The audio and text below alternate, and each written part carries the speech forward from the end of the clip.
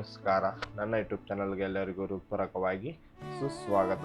ಇವತ್ತಿನ ಶ್ಲೋಕ 6ನೇ ಶ್ಲೋಕ ಆಗಿರುತ್ತೆ. ಇವತ್ತಿನ ಶ್ಲೋಕ ಹೇಳುತ್ತೆ, ನಮ್ಮ ಕರ್ತವ್ಯ ಬಗ್ಗೆ ನಾವು ಏನೇನಾಗಲಿ ಆಸೆಯನ್ನು ತೆಗೆದುಕೊಂಡಾಗ ಅದನ್ನು ಯಾವ ರೀತಿಯಿಂದ ಒಂದು ಒಳ್ಳೆ ಮಾರ್ಗದರ್ಶನವನ್ನು ತೆಗೆದುಕೊಂಡು ಹೋಗಬೇಕು, ಮತ್ತು ನಾವೇನೇ ಒಂದು ಕರ್ತವ್ಯ ಮಾಡೋದಕ್ಕಿಂತ ಮೊದಲು ಆಸೆ ಪಡ್ತೀವಿ, ನಮಗೆ ಈ ಕರ್ತವ್ಯದಿಂದ ಏನು ಲಾಭ ಸಿಗುತ್ತೆ, ಆ ಕರ್ತವ್ಯದಿಂದ ಏನು ಲಾಭ ಸಿಗುತ್ತೆ, ಮತ್ತು ಆ ಕರ್ತವ್ಯದಿಂದ ಸಿಗುವ ಒಂದು ಒಳ್ಳೆಯ ಆಲೋಚನೆಗಳು ಏನು ಬರುತ್ತೆ, ಮತ್ತು ಅದರಿಂದ ಬರುವ ಒಂದು ಕೆಲಸದಿಂದ ಮತ್ತು ಕರ್ಮದಿಂದ ಬರುವ ಅಂದರೆ ನಾವೇನೇ ಒಂದು ಕರ್ತವ್ಯ ಮಾಡುವಾಗ ಏನೋ ಒಂದು ಒಳ್ಳೆ ರೀತಿಯಿಂದ ಹೋಗ್ತಾ ಇರುತ್ತೆ.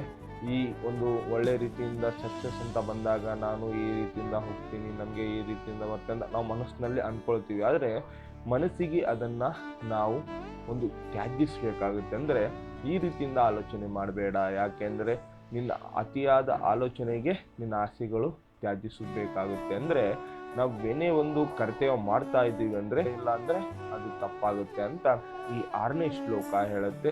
ಈ 6ನೇ ಶ್ಲೋಕ ಒಂದು ಒಳ್ಳೆಯ ಸಂದೇಶ ಕೊಡುತ್ತೆ. ಮತ್ತು ಆ 6ನೇ ಶ್ಲೋಕದಿಂದ ನಮ್ಮ ಕರ್ತವ್ಯ ಬಗ್ಗೆ ನಾವು ಯಾವ ರೀತಿಯಿಂದ ಹೋಗಬೇಕು, ಮತ್ತು ತ್ಯಾಜಿಸಬೇಕಾಗಿದ್ದ ಕರ್ತವ್ಯಗಳು ತ್ಯಾಜಿಸಬೇಕಾ, ಮತ್ತು ಕರ್ತವ್ಯ ಒಂದು ಒಳ್ಳೆ ರೀತಿಯಿಂದ ಇರುತ್ತಾ, ಆಸೆಗಳು ಒಳ್ಳೆ ರೀತಿಯಿಂದ ಇರುತ್ತಾ ಅನ್ನೋದು ಈ ಶ್ಲೋಕ ನಮಗೆ ಸಂಪೂರ್ಣವಾಗಿ ತಿಳಿಸುತ್ತೆ. ಮತ್ತು ಆದ್ದರಿಂದ ನಮ್ಮ ಒಂದು ಜೀವನದ ಅರಿವು ಮತ್ತು ಕರ್ತವ್ಯದ ಬಗ್ಗೆ ನಾವು ಸಂಪೂರ್ಣವಾಗಿ ತಿಳ್ಕೊಬೇಕಾಗುತ್ತೆ ಅಂತ ಈ ಶ್ಲೋಕ ನಮಗೆ ಸಂಪೂರ್ಣವಾಗಿ ತಿಳಿಸುತ್ತೆ. ಬನ್ನಿ, ಈ 6ನೇ ಶ್ಲೋಕ ಏನು ಹೇಳುತ್ತೆ, ಅದರಿಂದ ನಮ್ಮ ಪ್ರಯೋಜನಗಳು ಏನು, ಮತ್ತು ನಮ್ಮ ಮುಂದಿನ ನೆಟ್ಟ ದಾರಿ ಯಾವ ರೀತಿಯಿಂದ ಹೋಗ್ಬೇಕಂತ ಈ 6ನೇ ಶ್ಲೋಕ ಹೇಳುತ್ತೆ.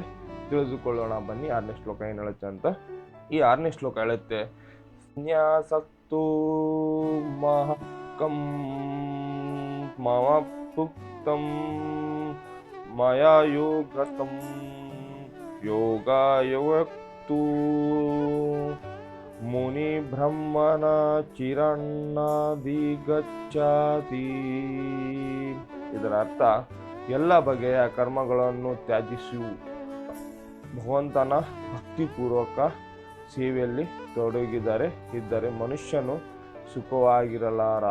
ಆದರೆ ಭಕ್ತಿ ಸೇವೆಯಲ್ಲಿ ನಿರಂತನಾದ ವಿಚಾರವಂತನು ವಿಳಂಬ ಇಲ್ಲದೆ ಪರಮ ಪ್ರಭುವನ್ನು ಪಡೆಯುತ್ತಾನೆ. ಅಂದರೆ ಶ್ರೀಕೃಷ್ಣ ಪರಮಾತ್ಮ ತಿಳಿಸ್ತಾ ಇದ್ದಾರೆ, ನಾವೇನೇ ಒಂದು ಕರ್ತವ್ಯ ಬಗ್ಗೆ ನಾವು ಆಲೋಚನೆ ಮಾಡಿದಾಗ, ಸನ್ಯಾಸ ಅಂತ ಬಂದಾಗ ನಾವೇನು ತಿಳ್ಕೊಳ್ತೀವಿ, ಸನ್ಯಾಸ ಅಂತ ಬಂದ್ಬಿಟ್ಲೆ ನಾವೇನೋ ಒಂದು ತ್ಯಜಿಸಬೇಕು, ಈ ರೀತಿಯಿಂದ ಇರಬೇಕು, ಸ್ವಾಮೀಜಿಗಳಾಗಬೇಕು, ಆಲೋಚನೆ ಮಾಡಲಾರ್ದಂಗೆ ಒಂದು ಒಳ್ಳೆ ನಿರ್ದಿಷ್ಟದಿಂದ ಬದುಕಬೇಕು, ಮತ್ತು ಏನೇ ಒಂದು ಕೆಟ್ಟ ಆಲೋಚನೆ ಬಂದರೂ ಸಹ ಅದನ್ನು ತಡೆಗಡಿಯಬೇಕು ಮತ್ತು ಅದನ್ನು ಸರಿಪಡಿಸ್ಕೊಂಡು ಹೋಗಬೇಕು, ನಾವು ಒಳ್ಳೆ ಸನ್ಯಾಸಿಗಳ ಅಂತ ನಾವು ತಿಳ್ಕೊಳ್ತೀವಿ.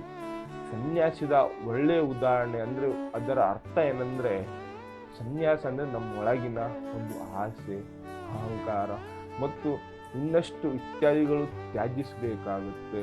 ಅದಕ್ಕೆ ಸನ್ಯಾಸಿ ಅಂತ ಈ ಭಗವದ್ಗೀತೆಯಲ್ಲಿ ನಮಗೆ ಸಂಪೂರ್ಣವಾಗಿ ತಿಳಿಸುತ್ತಾರೆ ಮತ್ತು ಶ್ರೀಕೃಷ್ಣ ಪರಮಾತ್ಮನ ಒಂದು ಹೇಳುತ್ತಾರೆ. ಆದರೆ ನಾವೇನು ಮಾಡ್ತೀವಿ, ನಮ್ಮ ಕರ್ತವ್ಯ ಬಗ್ಗೆ ನಾವು ಆಲೋಚನೆ ಮಾಡ್ತೀವಿ ನಿಜ, ಆದರೆ ಅದೇ ರೀತಿಯಾಗಿ ನಮ್ಮ ಆಸೆಗಳ ಮೇಲೆ ನಾವು ವಿಚಾರ ಮಾಡ್ತೀವಿ. ನಮಗೆ ಈ ಆಲೋಚನೆಯಿಂದ ನಮಗೆ ಸಿಗುತ್ತಾ ಇಲ್ವಾ, ಆ ಆಲೋಚನೆಯಿಂದ ನಮ್ಗೆ ಇದು ಸಿಗುತ್ತಾ ಇಲ್ವಾ ಅಂತ ಮುಂದೆ ಆಲೋಚನೆ ಮಾಡಿ ಮಾಡಿ ಮಾಡಿ ನಮ್ಮ ಕರ್ತವ್ಯಕ್ಕೆ ನಾವು ವೀಕ್ ಆಗಿಬಿಡ್ತೀವಿ. ಅದರ ಬಗ್ಗೆ ಆಲೋಚನೆಯನ್ನೇ ಮಾಡೋದನ್ನೇ ಬಿಟ್ಬಿಡ್ತೀವಿ. ನಾವು ಅತಿಯಾಗಿ ಆಸೆ ಕಡೆಗೆ ಹೋಗುತ್ತೆ. ಅದನ್ನು ತಡೆಗಿಡಿದರೆ ನಮ್ಮ ಕರ್ತವ್ಯ ಬಗ್ಗೆ ನಾವು ನಿಷ್ಠೆಯಿಂದ ಇರಬೇಕಾಗುತ್ತೆ. ನಾವೇನು ಮಾಡ್ತೀವಿ, ಕಷ್ಟ ಅಂತ ಬಂದ್ಬಿಟ್ಲೆ ನಾವೇನು ಮಾಡ್ತೀವಿ, ನಮ್ಮ ಕೆಲಸವನ್ನೇ ಬಿಟ್ಬಿಡ್ತೀವಿ. ನಾವು ಜವಾಬ್ದಾರಿ ಅಂತ ಬಂದಾಗ ನಾವು ಯಾಕೆ ಮಾಡಬೇಕು, ನಮ್ಮವರಿದ್ದಾರೆ ಇವರು ಅಂತ ಜವಾಬ್ದಾರಿ ಬಿಡ್ತೀವಿ. ಅದನ್ನು ತ್ಯಾಜಿಸಬೇಕಾಗುತ್ತೆ. ನಮ್ಮ ಕರ್ತವ್ಯ ಬಗ್ಗೆ ನಮಗೆ ನಿಷ್ಠೆ ಇದ್ದರೆ ಆ ಪ್ರತಿಫಲ ಎಲ್ಲೇ ಇದ್ದರೂ ಸಹ ನಮಗೆ ಖಂಡಿತವಾಗಿ ಸಿಗುತ್ತೆ. ಆದರೆ ಸಮಯದ ಒಂದು ದೀರ್ಘಕಾಲದಿಂದ ಬಂದ ತಕ್ಷಣ ಅದು ನಮಗೆ ಪ್ರತಿಫಲ ಸಿಗುತ್ತೆ. ಆಗ ಮಾತ್ರ ನಮ್ಮ ಕರ್ತವ್ಯ ಬಗ್ಗೆ ನಾವು ಮಾಡಿದ್ದಕ್ಕೂ ಒಂದು ನಿಷ್ಠೆಯಾಗಿರುತ್ತೆ ಅಂತ ನಾವು ತಿಳ್ಕೊಬೇಕಾಗತ್ತೆ.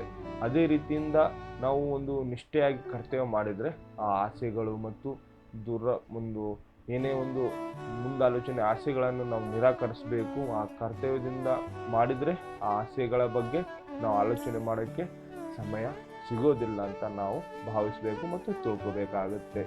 ಆದ್ದರಿಂದ ನಿಮ್ಮ ಜೀವನದಲ್ಲಿ ಅತಿಯಾಗಿ ಆಸೆ ಬಗ್ಗೆ ನೀವು ಆಲೋಚನೆ ಮಾಡಿದರೆ ಅದನ್ನು ಈಗಲೇ ಈ ಕ್ಷಣ ಬಿಟ್ಬಿಡಿ. ಆಸೆಗಳನ್ನು ಪಡಬೇಕು ನಿಜ, ಆದರೆ ಕರ್ತವ್ಯ ಬಗ್ಗೆ ನಿಷ್ಠೆ ಇದ್ದರೆ ಮಾತ್ರ ಒಂದು ಮಿತಿಯಾಗಿ ಆಲೋಚನೆ ಮಾಡಬೇಕು. ಅದು ಬಿಟ್ಟು ಒಂದು ಮಾರ್ಗವನ್ನು ಬಿಟ್ಟು ಬರೀ ಅತಿಯಾಗಿ ನನಗೆ ಸಿಗುತ್ತೆ ಅಂತ ನಾವು ಈ ರೀತಿಯಿಂದ ಕುಂತ್ರೆ ಅದು ಯಾವತ್ತಿಗೂ ಸಿಗಲ್ಲ, ಯಾವತ್ತಿಗೂ ಸಹ ಪ್ರತಿಫಲ ಸಿಗಲ್ಲ ಅಂತ ಈ ಶ್ಲೋಕ ನಮಗೆ ಸಂಪೂರ್ಣ ಶುದ್ಧದಿಂದ ಹೇಳುತ್ತೆ ಅಂತ ನಾವು ತಿಳ್ಕೊಬೇಕಾಗುತ್ತೆ.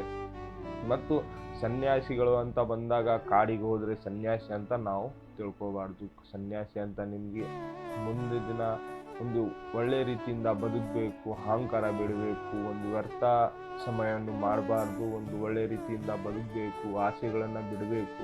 ಆಗ ಮಾತ್ರ ಸನ್ಯಾಸಿ ಅನ್ನೋದು ನಾವು ಕಂಡ್ಕೊಳ್ಳೋಕ್ಕೆ ಸಾಧ್ಯವಾಗುತ್ತೆ. ಮನಸ್ಸು ತಿಳಿದಾಗಿ ಅದು ಮಾಡೋದಾಗಲಿ ಇದು ಮಾಡೋದಾಗಲಿ ತ್ಯಜಿಸಬೇಕು. ಮನಸ್ಸಿಗೆ ನಿರಂತರ ಒಂದು ಸ್ಥಾನಮಾನವನ್ನು ನಾವು ಕೊಡಬೇಕು. ಈ ರೀತಿಯಿಂದ ಮಾಡಬೇಕು, ಈ ರೀತಿಯಿಂದ ಬದುಕಬೇಕು, ಈ ರೀತಿಯಿಂದ ಒಳ್ಳೆಯ ರೀತಿಯಿಂದ ಒಂದು ನಿರ್ದಿಷ್ಟ ಜೀವನವನ್ನು ಕಟ್ಕೊಳ್ಬೇಕಂತ ನಾವು ಭಾವಿಸಿದರೆ ಅದನ್ನು ನಾವು ಒಂದು ಒಳ್ಳೆಯ ಜೀವನವನ್ನು ಕಟ್ಕೊಳ್ಳೋಕ್ಕೆ ಸಾಧ್ಯವಾಗುತ್ತೆ.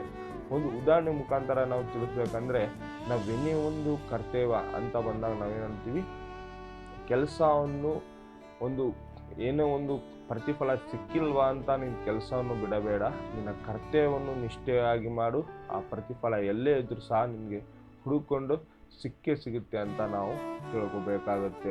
ಮತ್ತು ಭಗವಂತನ ಒಂದು ರೂಪದಿಂದ ನಾವು ತಿಳ್ಕೊಬೇಕಂದ್ರೆ, ಭಗವಂತನು ಒಂದೇ ಮಾತಲ್ಲಿ ಹೇಳೋದಾದರೆ ಶ್ರೀ ಕೃಷ್ಣ ಪರಮಾತ್ಮ ಹೇಳ್ತಾರೆ, ನಿನ್ನ ಕರ್ತವ್ಯವನ್ನು ನಿರಂತರವಾಗಿ ಭಕ್ತಿ ಸೇವಕನಾಗಿ ಆದರೂ ಮಾಡು, ನಿನ್ನ ಒಂದು ಒಳ್ಳೆಯ ರೀತಿಯಿಂದಾದರೂ ಮಾಡು, ನಿಮಗೆ ಪ್ರತಿಫಲ ನನ್ನ ಮೇಲೆ ಬಿಡು, ಅದನ್ನು ನಿನ್ನ ಒಂದು ಮಾರ್ಗದರ್ಶನಕ್ಕೆ ತೆಗೆದುಕೊಂಡು ಹೋಗ್ತೀನಿ ಅಂತ ಕೃಷ್ಣ ಪರಮಾತ್ಮ ಈ ಶ್ಲೋಕದಿಂದ ಹೇಳ್ತಾರೆ.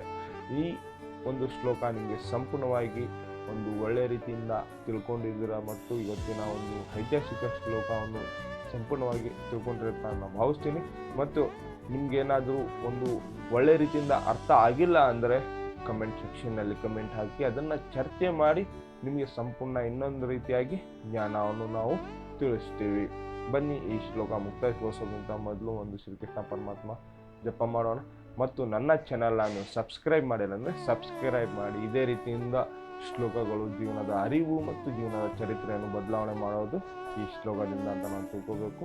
ಮತ್ತು ಶ್ರೀಕೃಷ್ಣ ಪರಮಾತ್ಮನ ಜಪ ಮಾಡೋಣ ಬನ್ನಿ. ಹರೇ ಕೃಷ್ಣ ಕೃಷ್ಣ ಕೃಷ್ಣ ಹರೇ ಹರೇ, ಹರೇ ರಾಮ್ ರಾಮ್ ರಾಮ್ ಹರೇ ಹರೇ. ಎಲ್ಲರಿಗೂ ಹೃತ್ಪೂರ್ವಕವಾಗಿ ನಮಸ್ಕಾರಗಳು.